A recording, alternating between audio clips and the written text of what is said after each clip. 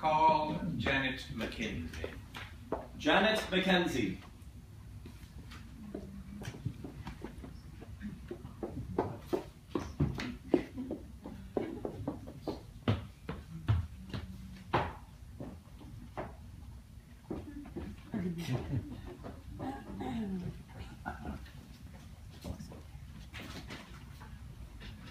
Other hand.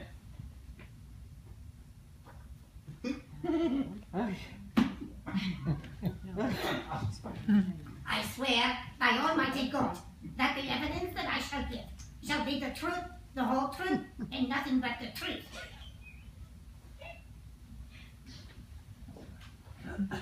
Your name is Janet Mackenzie, Ah, that is my name. and you were the companion housekeeper for the late Miss Emily French. I was her housekeeper. I've no opinion of companions who are feckless bodies, afraid to do a bit of honest domestic work. Yes, quite so. I meant only you were held in esteem and affection by Miss French and were on friendly terms together, not quite those of master and servant. 20 years I've been with her and served her. She knew me and she trusted me. Many is the time I prevented her from doing a foolish mistake. Miss Mackenzie, please direct your remarks to the children. What sort of person was Miss French? Oh, she was a warm-hearted body. A bit too warm-hearted at times, I'm thinking. A bit impetuous, too. Oh, there were times she made no sense at all. She was easily flattered, you see. When did you first see the prisoner, Leonard Vaux? I first came to the house, I mind, at the end of August. Did he come often to the house? Oh, at first it was once a week. Later on it was more. 2 and even 3 times he'd come. Oh, he'd sit there flattering her, telling her how young she looked and noticing any new clothes she might be wearing. Yes.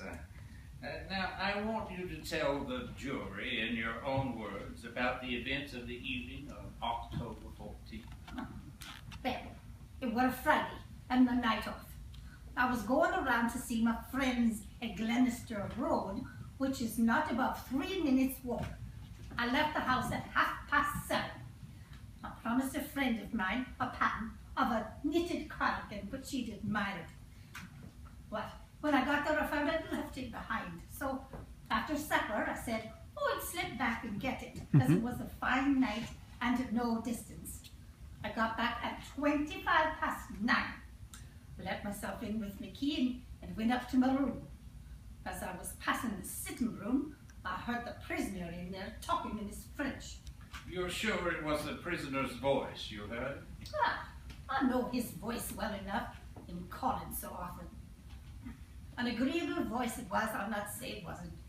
Laughing and talking they were. But, oh, no business of mine. So, I went up to my room, got my pattern, came down, went back to my friends.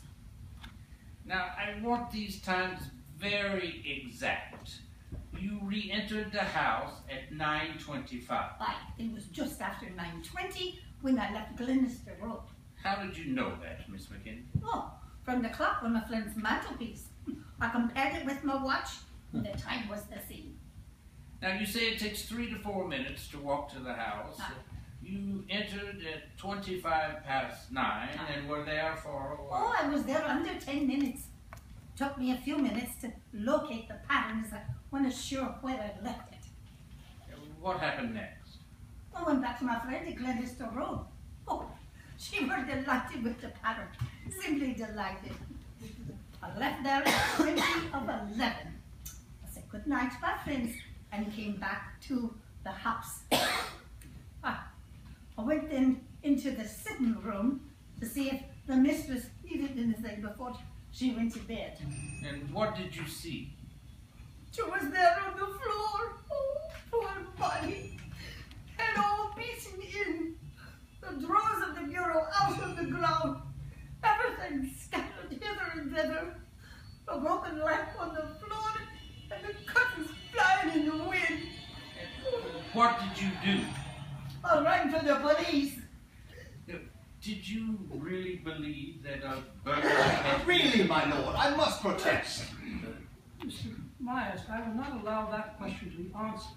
It should not have been put to the witness. Let me ask it this way. After you telephoned the police, what did you do? I searched the house For what? for an intruder. Did you find one?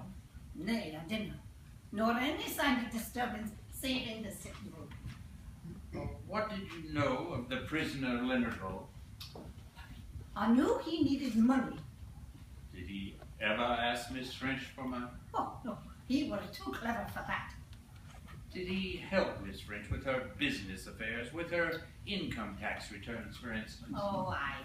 Not that there wasn't any need for it. What do you mean by not any need for it? Miss French had a good, clear head for business.